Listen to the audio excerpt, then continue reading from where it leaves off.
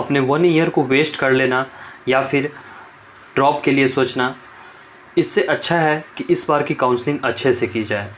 Jack Delhi के round 1 में अगर तुम्हें सीट नहीं मिली है या फिर तुम्हें मिली है जो कि लोअर ब्रांच की है, तो प्रॉब्लम नहीं लेना है।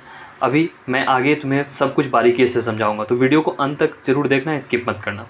देखो, जैक दिल्ली के राउंड 2 की अगर मैं बात कर रहा हूँ, तो पहले तुमने राउंड 1 में या तो पार्टिसिपेट किया होगा या फिर नहीं किया होगा।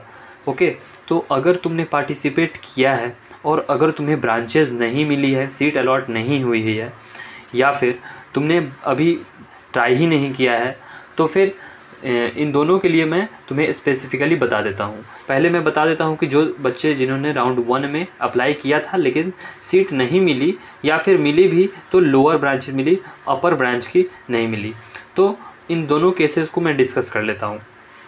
ओके, कि सपोज तुम्हें प्रोडक्शन इंजीनियरिंग मिल गई, लेकिन ये प्रोडक्शन इंजीनियरिंग लो ब्रांच है और तुम्हें अपर ब्रांच चाहिए, और उन बच्चों को जिन्हें सीट नहीं मिली, तो जिन बच्चों को सीट नहीं मिली, ओके, तो वे बच्चे या तो चॉइसेस ही कम भरे होंगे या फिर उन्हें सिर्फ बढ़िया ब्रांच ही चाहिए होगा।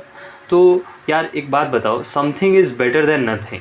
ओके, तो एक साल बर्बाद कर लेना या फिर अगले साल के भरोसे बैठ जाना कि मैं अगले साल अच्छा लाऊंगा, तो इससे अच्छा है कि तुम्हें एक अच्छे कॉलेज में लोअर ब्रांच भी मिले तो उसमें चले जाना चाहिए। ओके, तो बहुत सारे बच्चों के कमेंट आ रहे थे कि उन्होंने फर्स्ट राउंड में बहुत कम चॉइसेस फिल की, 5 to 10 ही चॉइसेस फिल की उन्होंने, सिर्फ CS, IT, IC 3 ही ब्रांच फिल किया, सिविल, मैकेनिकल, इलेक्ट्रिकल छोड़ दिया, तो किन्होंने केमिकल छोड़ दिया, किसी ने प्रोडक्शन छोड़ दिया। तो यार देखो, अगर ब्रांचेस ख़राब होती तो कॉलेज उस ब्रांच को रखता ही क्यों? बात समझ रहे हो? तो तुम्हें प्रायोरिटी वाइज अपनी चॉइसेस को मैक्सिमम फिल करनी है। ओके, मैक्सिमम, ये नहीं कि 5 या 2-3 भर लिया कि बस मुझे CS चाहिए 3 कॉलेज में, 4 कॉलेज में, तो बस 3 ऑप्शन भरा और बस हो गया छुट्टी। तो वैसे तो तुम्हें फिर ये तुम्हारा ईयर भी वेस्ट हो जाएगा और तुम शायद इंजीनियरिंग कर भी पाओ या नहीं गवर्नमेंट कॉलेज से, इसकी भी कोई ठीक नहीं रहेगी। तो इससे अच्छा है कि तुम ज़्यादा से ज़्यादा चॉइसेस करो।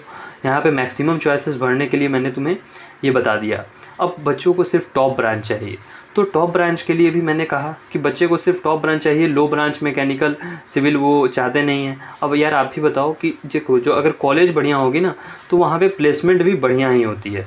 सिविल, यहाँ सिविल तक में भी 50 से 60% प्लेसमेंट हो जाती है अगर कॉलेज बढ़िया हुआ। DTU, NSCTU, NSUT, IIITD, यहाँ सब में अगर तुम्हें लोअर ब्रांचेस भी मिलती है तो वहाँ एकदम आसानी से तुम चले जाओ। सिविल मिल रही है, सिविल में चले जाओ, मैकेनिकल मिल रही है, मैकेनिकल में चले जाओ। ओके, तो ये बहुत इंपॉर्टेंट क्राइटेरिया है। बच्चे सिर्फ टॉप ब्रांच के लिए बढ़ते हैं और बोलते हैं कि नहीं, हमें लोअर ब्रांचेस में नहीं जाना है, और उनके पास कोई बैकअप प्लान नहीं रहता है। वो या तो जोसा के भरोसे या फिर जैक दिल्ली के भरोसे बैठे रहते हैं। तो देखो, अब जोसा में भी तुमने चॉइसेस हो सकती है कि तुमने अगर जैक दिल्ली में कम बढ़ाया तो जोसा में भी कम बढ़े होगे। तो यार अब कुछ स्टेट इंजीनियरिंग्स की भी एग्ज़ाम्स जो है काउंसलिंग शुरू हो गई है, तो उसमें भी तुम पार्टिसिपेट करना शुरू कर दो। ओके, तो जैसे जैक चंडीगढ़ ये सब भी हो गया, या फिर और बिहार, झारखंड, तो ये तो खैर दिल्ली से दूर हो जाता है, लेकिन CS से भी जोसा के लिए तुम अभी से तैयारी करना शुरू कर दो। ओके, कॉलेज के बारे में पूरी रिसर्च करना शुरू कर दो कि कौन सा कॉलेज बढ़िया है, कौन से कॉलेज की ब्रांचेस बढ़िया हैं। अगर ब्रांच में बढ़िया भी नहीं मिले लेकिन कॉलेज बढ़िया होना चाहिए। NIT सूरतकल का तुम्हें केमिकल इंजीनियरिंग जो है वो NIT नागालैंड के कंप्यूटर साइंस से बढ़िया है। जी हाँ, NIT नागालैंड के CS से बढ़िया NIT सूरतकल का केमिकल इंजीनियरिंग है। समझ रहे हो बात को? तो ब्रांच से ज़्यादा कभी कभी कॉलेज भी मैटर कर जाती है।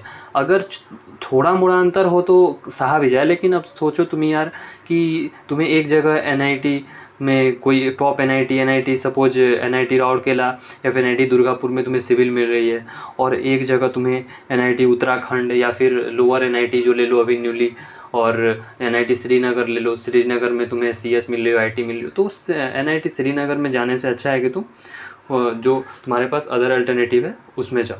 ओके, तो ये बहुत इंपॉर्टेंट क्राइटेरिया है।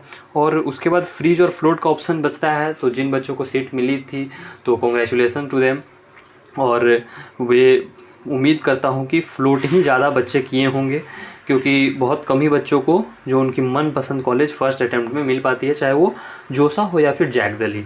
ओके, और वो अब तुम्हें 1,03,000 का पेमेंट करना पड़ेगा अगर तुम्हें सीट अलॉट होती है तो। ओके, 1,03,000 का पेमेंट करना होगा अगर तुम्हें सीट अलॉट होती है तो। और डॉक्यूमेंट्स जो है तुम्हारे रिक्वायर्ड हैं वो सारे वेबसाइट पे अवेलेबल हैं। वैसे मैं एक बार समरी भी बता दूं कि क्लास 12th की मार्कशीट, क्लास 10th की मार्कशीट, तुम्हारी स्टेट ऑफ एलिजिबिलिटी प्रूफ, और फिर तुम्हारे पास मेडिकल सर्टिफिकेट, तो ये सभी कुछ बेसिक जो है वो फॉर्मेट्स है वो तुम्हें चाहिए होंगे। सो आई होप कि तुम्हें समझ में आया होगा कि इसमें गलती कुछ नहीं करनी है अब जैक राउंड 2 में। So please subscribe to the channel, और यार कमेंट करके बताना कि तुम्हें कुछ अगर ख़राब लगा हो या फिर बढ़िया लगा हो तो लाइक करना, ख़राब लगा हो तो प्लीज़ यार कमेंट करके ज़रूर बताना। So that's all for today, thank you everybody.